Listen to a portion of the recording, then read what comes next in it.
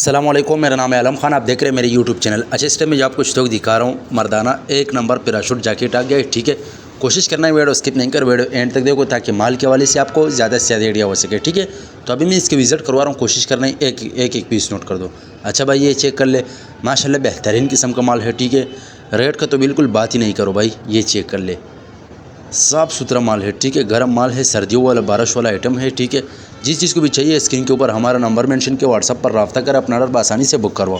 अच्छा, ये वाला जो ये एक नंबर है। ठीक है, हमारे पास 2 नंबर वाले भी है और ये जो ये 1 नंबर है। ठीक है, जिस चीज़ को भी चाहिए अपना ऑर्डर आसानी से बुक करवाओ।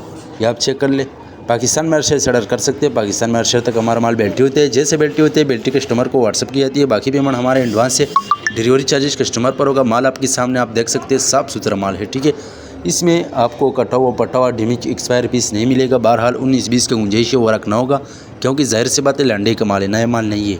ये आप चेक कर ले।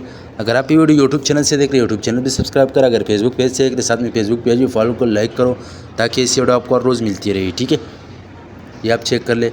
बाकी लंडे के हवाले से जो आइटम चाहिए मिल जाएगा। ठीक है, ये आप देख सकते हैं, साफ़ सुथरा माल है। ठीक है, जिस चीज़ को भी चाहिए व्हाट्सअप पर रब्ता करें। ठीक है, अच्छा, जिसको माल चाहिए वो मैसेज करे, जिसको नहीं चाहिए वो मैसेज ना करे।